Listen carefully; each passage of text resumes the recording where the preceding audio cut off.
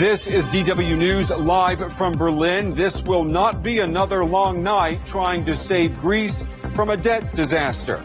Time's running out for Athens, but Eurozone finance ministers say emergency talks will have to wait until tomorrow. We're going to go to Brussels and find out why. Also on the show, a pledge from NATO. This is not a new arms race against an old enemy. And yet, NATO has just approved plans for more military muscle in Eastern Europe on Russia's doorstep. And all the pomp of a state banquet for Her Majesty, wrapping up a day which saw the Queen enjoying a rock star's welcome.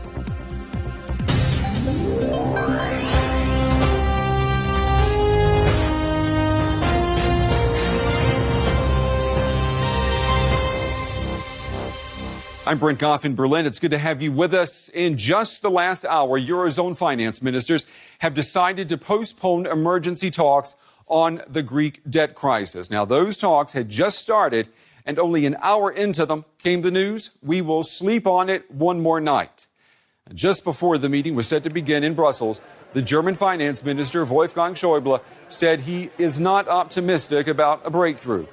The talks are meant to finalize Greece's new reform proposals and unlock more bailout funds. Time is not on Athens' side. If it misses a 1.6 billion euro payment next week to the IMF, its time in the Eurozone could be over.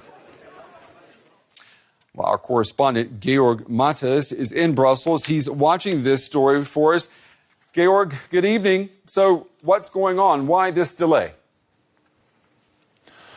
Well, Brent, 7 hours of talks between Alexis Tsipras and the creditors, the IMF, the Commission and the European Central Bank have not tomorrow at 1 o'clock.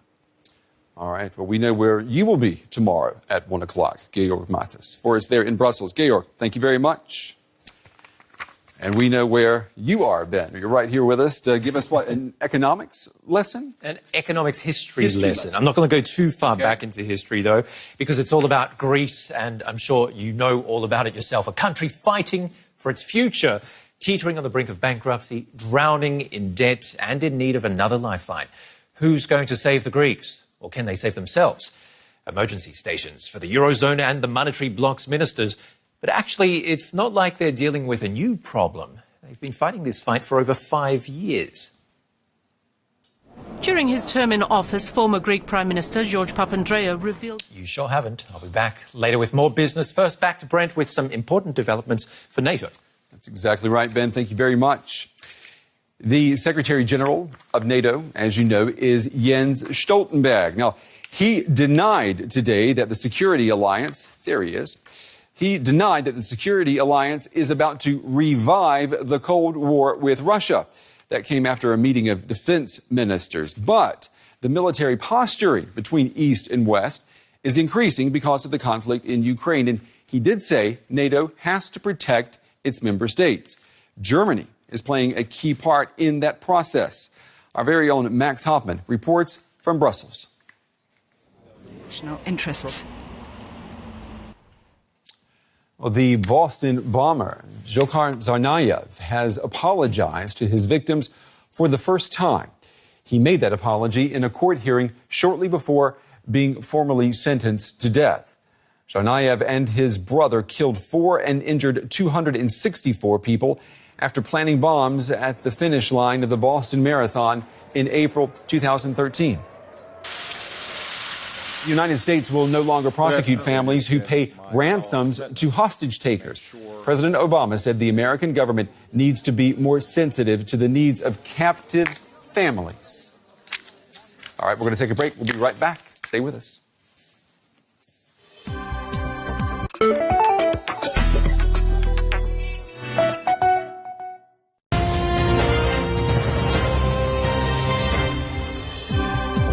You're with DW News live from Berlin. Our top stories right now. Eurozone finance ministers have postponed emergency talks on the Greek debt crisis until Thursday. The talks were meant to finalize Greece's new reform proposals and unlock more bailout funds.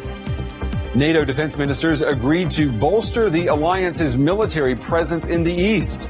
But Secretary General Jens Stoltenberg says there will be no new arms race with Russia.